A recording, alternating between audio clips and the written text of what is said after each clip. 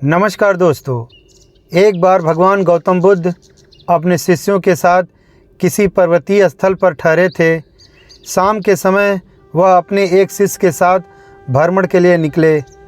दोनों प्रकृति के मोहक दृश्य का आनंद ले रहे थे। विशाल और मजबूत चट्टान को देख शिष्य के भीतर उत्सुकता जागी और शिष्य ने गौतम बुद्ध से पूछा, इन चट्टानों में तो किसी का शासन नहीं होगा क्योंकि ये अटल, अविचल और कठोर हैं। शिष्य की बात सुनकर बुद्ध बोले कि नहीं, इन शक्तिशाली चट्टानों पर भी किसी का शासन है। लोहे के प्रहार से इन चट्टानों के भी टुकड़े टुकड़े हो जाते हैं। इस पर शिष्य बोला, तब तो लोहा सर्वशक्तिशाली हुआ। बुद्ध मुस्कुराए और बोले, नहीं, अग्नि अपने ताप से लोहे का रूप परिवर्तित कर सकती है। उन्हें धैर्यपूर्वक सुन रहा शिष्य बोला, इसका मतलब है अग्नि सबसे शक्तिशाली है। बुद्ध ने फिर उसी भाव से उत्तर दिया, नहीं, जल अग्नि की उष्णता को शीलता में परिवर्तित कर देता है तथा अग्नि को शांत कर देता है। शिष्य कुछ सोचने लग गया।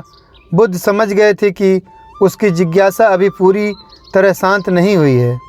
शिष्य ने फिर सवाल किया, आखिर जल पर किसका शासन है?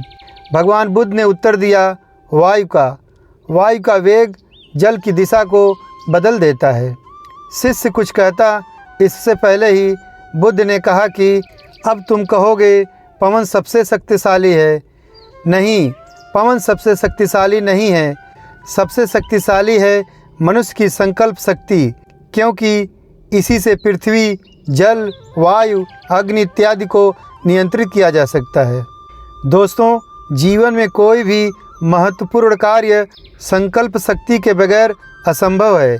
इसलिए अपने भीतर संकल्प शक्ति का विकास करो। दोस्तों, ये छोटी सी कहानी आपको कैसी लगी हमें कमेंट करके ज़रूर बताएं। अगर दोस्तों कहानी अच्छी लगी तो प्लीज़ एक लाइक और एक सब्सक्राइब करें, क्योंकि आपके एक लाइक और एक सब्सक्राइब से मुझे हौसला मिलता है।